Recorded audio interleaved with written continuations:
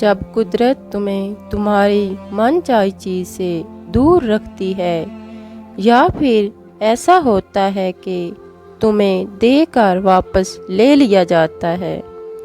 تو اس کا مطلب ہرگز یہ نہیں کہ تم دنیا کی ہر نعمت ہر خوشی سے محروم کر دیے گئے ہو، بلکہ تمہیں تمہاری سوچ سے کہیں بڑھ کر عطا کیا جاتا ہے۔ اس کے اشارے اللہ خود قرآن میں بھی دے رہا ہے کہ اللہ ہی ہے جو ہواؤں کو بھیجتا ہے، وہ بادلوں کو آسمان پر اٹھا کر پھر اس سے بارش برساتا ہے، اور وہ یہ بارش اپنے جن بندوں پر چاہتا ہے برساتا ہے۔ حالانکہ بارش کے نزول سے پہلے وہ مایوس تھے، اور اللہ جانتا ہے وہ سب جو تمہارے دل پر گزر رہی ہے، وہ سب آہیں جو رات کے پچھلے پہر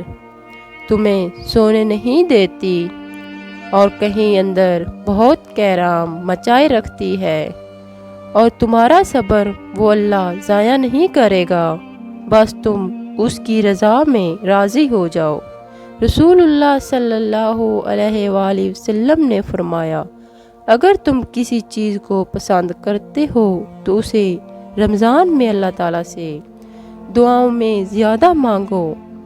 کیونکہ رمضان میں رشتوں کے ایک ہونے کے لیے کن فرماتا ہے، اور جو دعائیں مانگنا تمہارے نصیب میں لکھ دی گئی ہیں وہی تمہارے سوئے ہوئے نصیب کو بدل دیں گی۔ اور یہ بات یاد رکھنا کہ اللہ اس سے واقف ہے جو تم نے مسکراتے ہوئے پلکوں کے پیچھے چھپا لیا تھا، اور ہر اس دعا سے واقف ہے جس کے لیے ہاتھ اٹھاتے ہوئے تمہارا دل تکلیف سے پھٹ رہا تھا، وہ ہر اس فریاد سے واقف ہے جس کو تم نے تڑپتے ہوئے زبان میں دبا لیا تھا۔ اور یاد رکھو کہ تمہیں اللہ رب العزت کو اپنے دل کا حال سنانے الفاظوں یا دلیلوں کی ضرورت نہیں، وہ تمہارے دل میں رہتا ہے، اور اتنا قریب کہ تمہارے دل میں خیال بعد میں آتا ہے اور اس کو خبر پہلے ہو جاتی ہے۔ اور یاد رکھو کہ دل کے معاملات وہ خود سنبھالتا ہے، بڑے دھیان سے، بڑی محبت سے، اور اس کے دھیان سے کچھ بھی بے دھیان نہیں ہوتا۔ وہ آسمان و زمین کی ہر چیز کا علم رکھتا ہے۔ اور سنو، اگر آج تمہیں کوئی راستہ دکھائی نہیں دے رہا ہے تو یاد رکھو کہ جب حضرت موسیٰ علیہ السلام مصر سے مدینہ کی طرف روانہ ہوئے تو انہیں راستہ معلوم نہیں تھا، اور وہ پہاڑوں میں تنہا چل رہے تھے، وہاں نہ کوئی رہبر تھا اور نہ ہی کوئی ہم سفر، بس اللہ کے بھروسے سے چل پڑے۔ لیکن اس وقت انہوں نے کبھی یہ نہیں سوچا اکیلے جانا ممکن نہیں، یہ نہیں سوچا کہ منزل تک پہنچ نہیں پاؤں گا۔ ان کے اختیار میں جو تھا انہوں نے اسی پر عمل کیا، ہمت نہیں ہاری اور چل پڑے، اور سب اللہ پر چھوڑ دیا، تو اللہ نے خود ان کی مدد فرمائی اور انہیں منزل مقصود تک پہنچا دیا۔ اور اگر تم بھی اپنی منزل اللہ کے سپرد کر دو گے تو عنقریب اللہ کی رحمت تمہاری طرف متوجہ ہو جائے گی۔ اللہ تمہیں تسلی دیتا ہے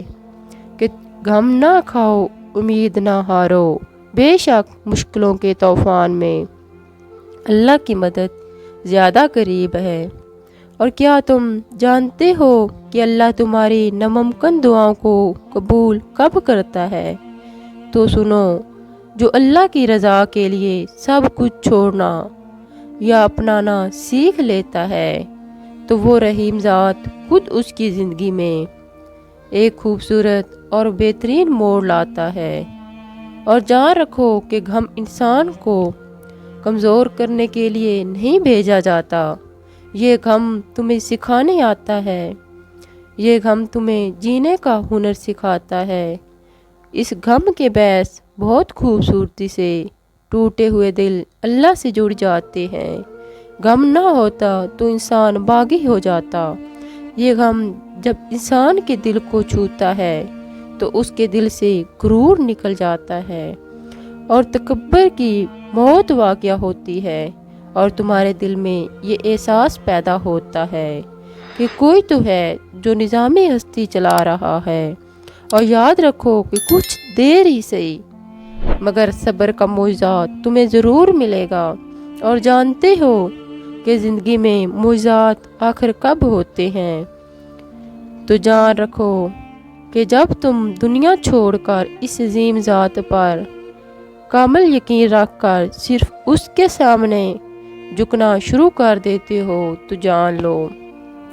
کہ عنقریب اللہ تم پر اپنا کرم فرمانے والا ہے۔ اور اگر تمہارے نصیب میں حسین ستارہ نہیں تو یقیناً تمہارے مقدر میں چمکتا چاند ضرور ہوگا، اور اگر تمہارے نصیب میں چمکتا چاند بھی نہیں تو یقین رکھنا کہ اللہ پاک تمہیں پورے آسمان سے نوازے گا انشاءاللہ۔